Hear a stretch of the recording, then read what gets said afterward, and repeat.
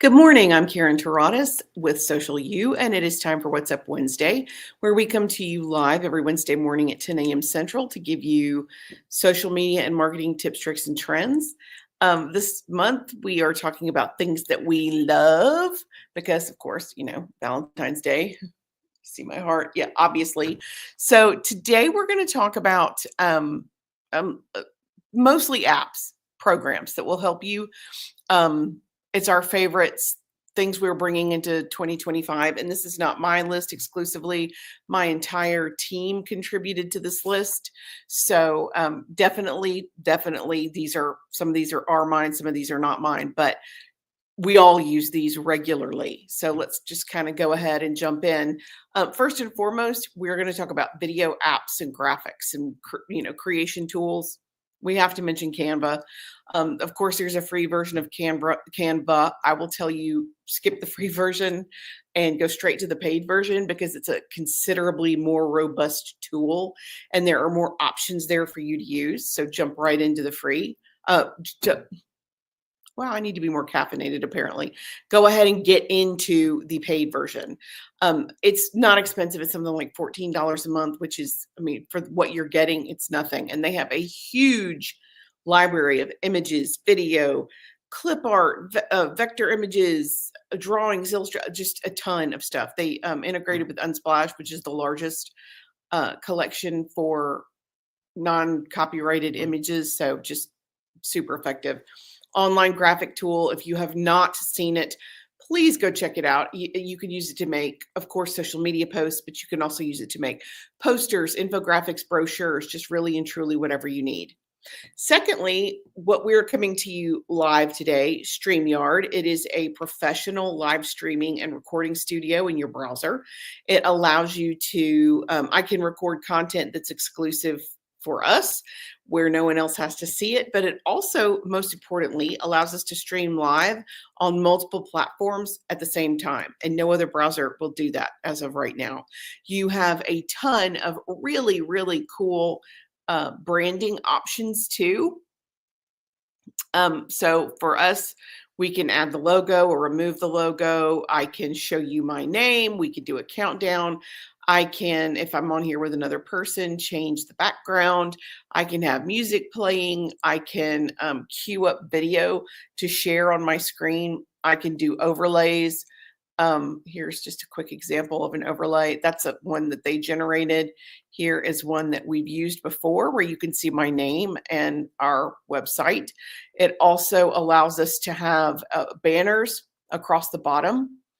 So I can add just a quick example banner and I can also make it where it crawls. So it actually stays on the bottom. Here we go, save. So if I show it, it goes across the way. It's just so cool. There's so many really great options for StreamYard. Love it. It's great as an interview tool because it allows you to do split screen very cleanly and display branding for your client or your person you're interviewing. And it's amazing. We love it. We use it constantly. About the only time I default to Zoom is if I'm teaching StreamYard because it's really difficult to teach it while you're in it. But other than that, we really like StreamYard. Video editing tools, there's two that we use constantly. One is Descript. StreamYard is $25 a month. So if you're interested, and you can add as many platforms to stream. If we wanted to upgrade our account a little bit, I could go ahead and add TikTok or Instagram to the streaming as well. So you have multiple options available. Okay, next tool for video editing. Descript. And there's different levels of membership for Descript, 12, 24, 40. It creates a transcript of your video that allows you to edit the video based on text edits, which is so cool. It also allows you to remove any kind of verbal stalls, ahs, any verbal stall. And if you say like a lot, you can program it to remove like, but it's got 12 that are pretty consistent that people all the time that it can take out. And it doesn't look like you've cut it to pieces. It's very natural. It also is really good for overlaying one video on another and making it look like you're looking through the same camera. So if I'm having a conversation with the person next to me and we want to go back and edit that, we can edit it so that we're in the same frame together the whole time instead of going back and forth between faces. And it also, I mean, it can help you. It just is with transcribing, so you don't have to listen to the whole thing. It'll transcribe it for you. Just very cool tool. Secondly is Opus, and we use Opus pretty consistently. It's about $10 a month. It will save you hours by transforming your long form videos into bite-sized clips that are perfect for social media. If you guys haven't heard me say, video baby in 5 minutes, video, it's time. If you haven't gotten on board the video train, it's leaving the station. And shorts is the best, most effective way to grow your following on every single platform. So Opus is tremendous for that. It's a great tool for video editing. Okay, so we've talked about graphics and video. Let's talk a little bit about organization. I still favor Google Drive. I mean, I know people love Dropbox and that's great for them, but I like Google Drive because it is so easy to navigate. It's easy to share. It's easy to see who you've shared with so you don't accidentally send information that's not relevant to someone who doesn't need it. And it's free. Now, if you have a ton of stuff in it like we do, I pay monthly I don't even think it's $5 a month. So we can have very large capacity for storage because we have a ton of videos and graphics in Google Drive from clients. So it has to be pretty robust for us, but most normal businesses don't need all that. So a lot of times the free version is perfectly acceptable to use. The rest of these I would call project management and organization tools also. Slack is how we communicate internally. It's the pro version's $9 a month. It's a messaging app and it's a platform that helps teams collaborate to be more productive. It also allows us to send messages to each other regardless of the time of day or location. My team is remote and they're in different time zones, and I may not want to communicate with someone when it's 9 o'clock my time and 7 a.m. their time.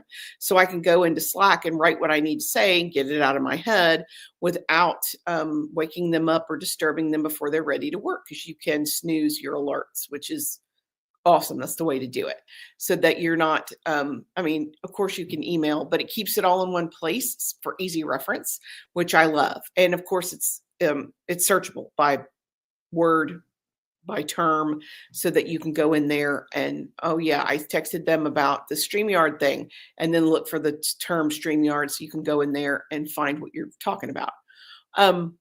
Okay, Asana is also a project management tool we use. It's $11 a month. It's a web-based tool. These are all web-based. Love me some web-based tools. I don't want it bogging down my computer and taking up a bunch of space on my computer.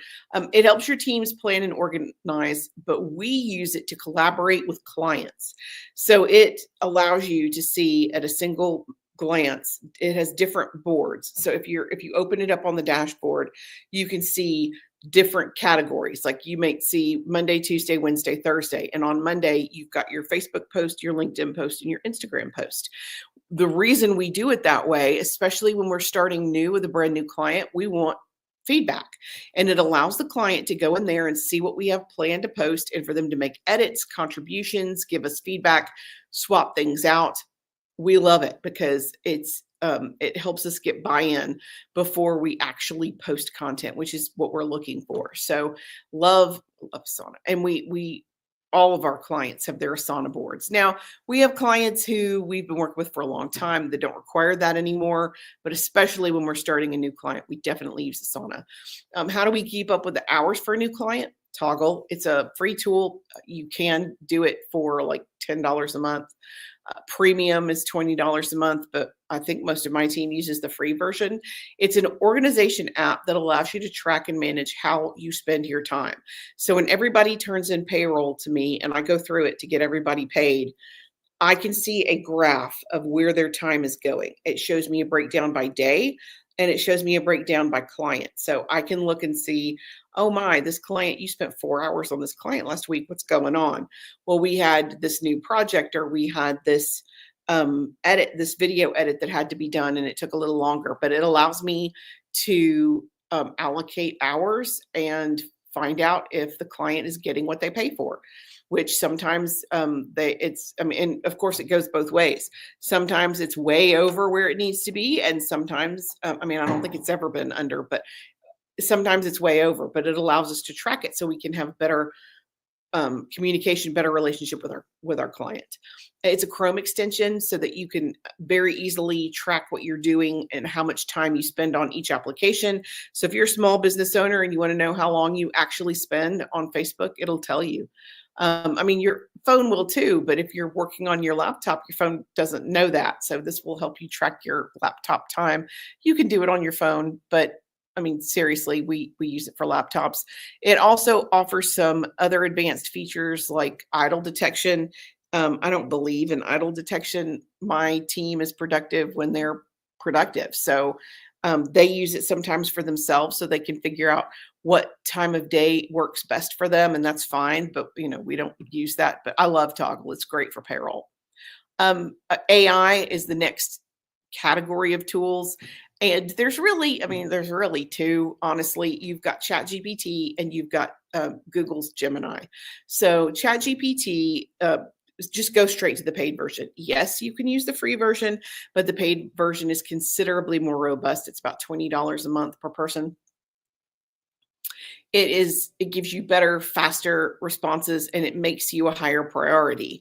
It gives you access to more information. The paid version gives you access to more information, early access to new features, and integrations like creation for videos and graphics, including a logo maker. If I'm going to do logo maker, I'm going to the AI version that's in Canva, not ChatGPT, but it is available if you are interested in it. So, and my team is pretty split. Half of them love the paid version of ChatGPT, and the other half, I'm on the other half, loves the Google Gemini version. I like Google because Google has access to every piece of information up to the second, and ChatGPT tends to be, it's learning, but it doesn't have information up to the minute. That's better than it. I mean, when it very first came out, it didn't have information up to the last 2 years. It's gotten a lot better. So, but again, it's Google's answer to ChatGPT. There's more updates more frequently, and it's still entirely free. There's not a paid version of Gemini, but ChatGPT, you really have to have the paid version to make it work. And I will tell you from experience, it's only as good as the information you give it, which, I mean, can be true of anything. Pictures are only as good as the content that's in the picture, and your social media is only as good as the information that we have to share. So it's only as good as the cues you give it to ask information. So you learn better questions the more you use it. So use it to find out what works for you. And it keeps a record of your searches. So if you want to tweak something, you can go back and do that simply enough. Yeah.